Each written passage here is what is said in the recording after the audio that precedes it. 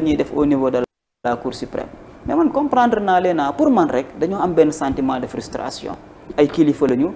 jàng jàll concours ñu former leen ci école bi gën a mag ci Sénégal rawatina sax ENA nga xam ne école bu mag a mag la képp kuy def droit dans une certaine mesure boo defee concours bi rêvé nga ko tu vois un peu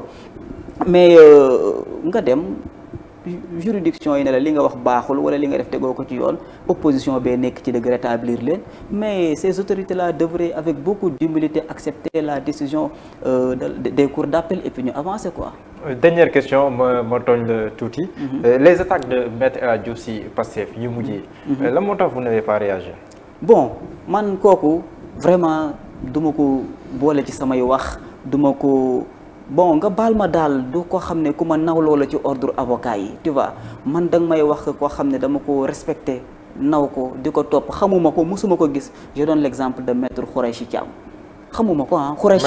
maître Khoureychi Ba xamuma ko musuma ko gis mais dama koy suivre muy koo xam ne mais daf ma inspiré ci lu bari may jël exemple ci maître Boukounta Diallo mais xoolal ñooñu expérience bi ñu am xoolal seen jaar-jaar doo leen dégg télé ñu wax lu bon doo leen dégg lu wax ñu ñaaw doo leen dégg ñu wax lu déplacé wu mais avocat yenn yi nga xam ne bu ñuy def seen conférence de presse xam nga nu muy tudd Ousmane Sonko xam nga sant conférence de presse bi nan la insulte dinañu wax ba pare wax ji yëpp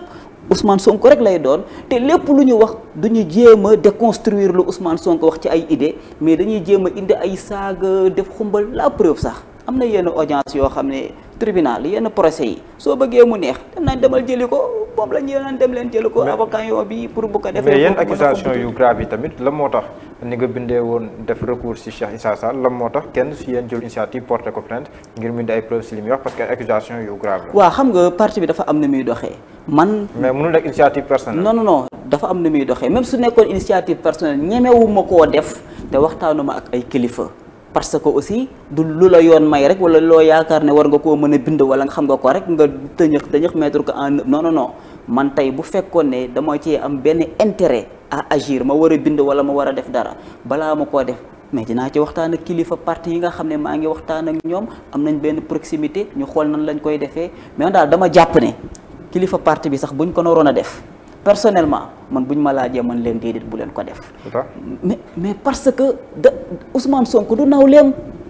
ñun duñu nawleem ñun ku nekk rek nekkal ci sa domaine de compétence am na ñoo xam ne lan lañ xamee def conférence de presse saaga nit ñi wax ju ñaaw ñu def ko ci réseaux sociaux yi mais nga foog na yaaree gaynde gi fekk ñi lay seetaan ñu la pour jàng mais dañ lay seetaan pour divertir ndax liggéey nañ ba wàcc sonn nañ il faut ñu déglu la pour mën a reetaan tuuti quoi tu vois un peu ce que je veux dire. alors que le président Ousmane Sonko saa bu génnee di wax ak Sénégalais yi fu la faydale leen woon nga ànd ceeg nga bañ cee ànd mais dëgg la lay wax. seen contentieux